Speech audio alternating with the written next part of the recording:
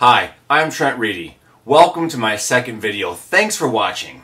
And thanks to those of you who watched my first video. Over 60 viewers as of the filming of this video. I appreciate you stopping by. I worry.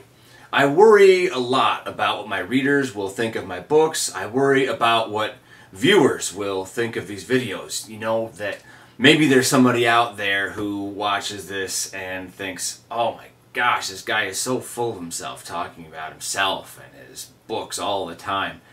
And, you know, to those people, I totally get it. This video is just my means of letting my readers know and letting people know about what I'm writing and maybe book shows that I'll be attending in the future. So if you're not interested in those things, by all means, you're welcome to find another video. There's plenty of videos on YouTube to watch. But if you are watching this and if you are interested, thank you very much. And for any of you who are worried that the show is a little bit too much Trent Reedy centered, you may have noticed two different book cover images that ran with the peppy music at the show's opening.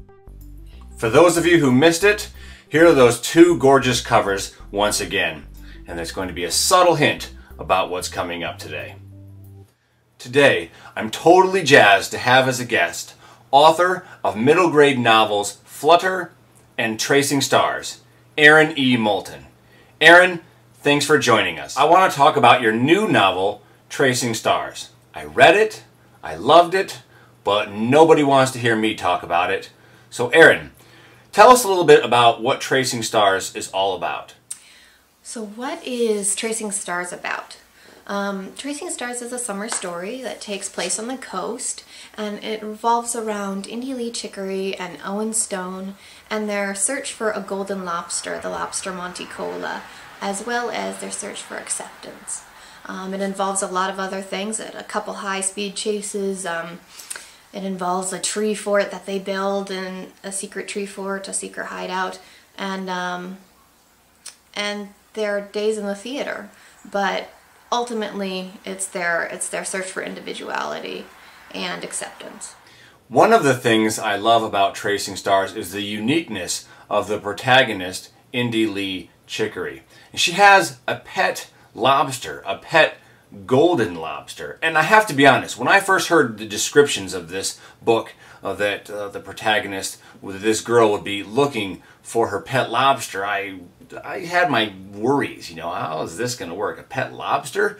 But it totally and completely works. I really love it. I love the fact that that the lobster is always repeatedly referred to as the lobster Monticola. Not Monticola or even just the lobster. It's always the lobster Monticola. I thought that was a really charming touch. So how did you think of this lobster and the pet lobster and using this name, the lobster Monticola?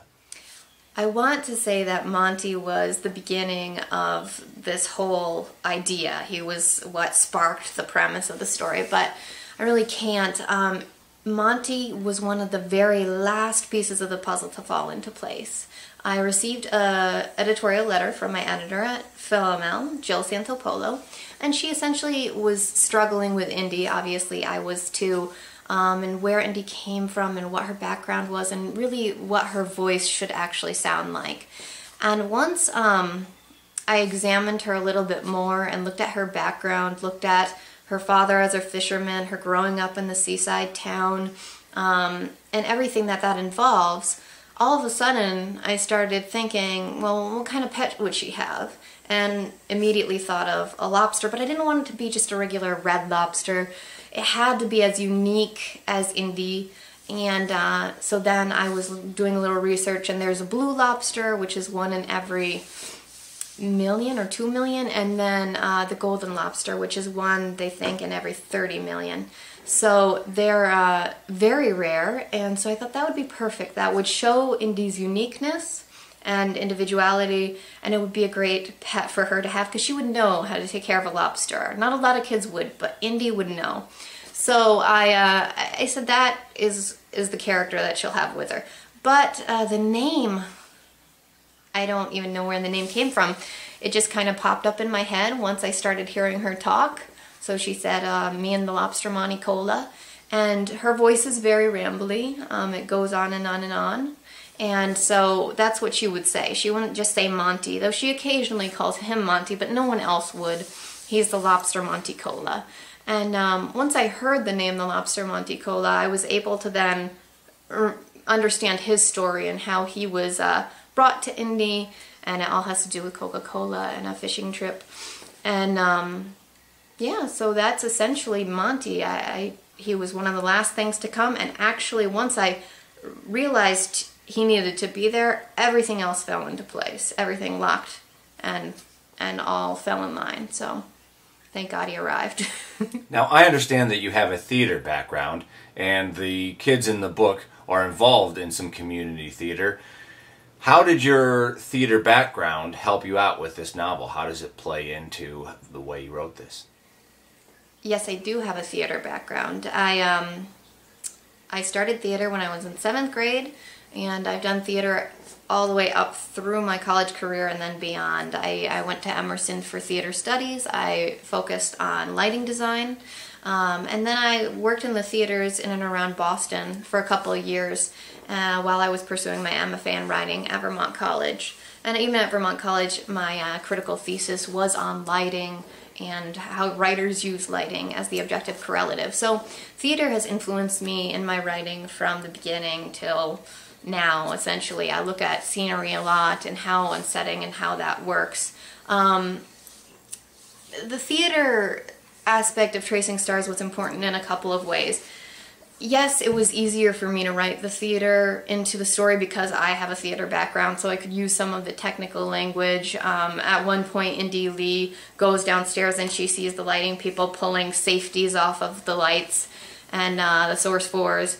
And so I know a little bit about what that means. And also in the scene shop, even though I wasn't a scenic designer, I did take some scene shop. And so I was able to understand what Sloth would be doing and creating the scenery for the production of The Sound of Music.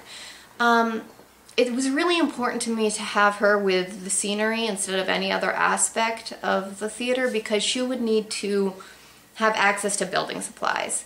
It kind of sounds like a cop-out. It's like, okay, she needs to build this tree fort. How would she be able to do that? And also understand how to make it function properly. She'd have access to both Sloth, who knows everything about building, as well as all these tools. But it ended up working really well. So essentially, you know, I lucked out because I knew everything about the language that would be used, and I also was able to utilize it for her benefit in scenes that had nothing to do with the theater.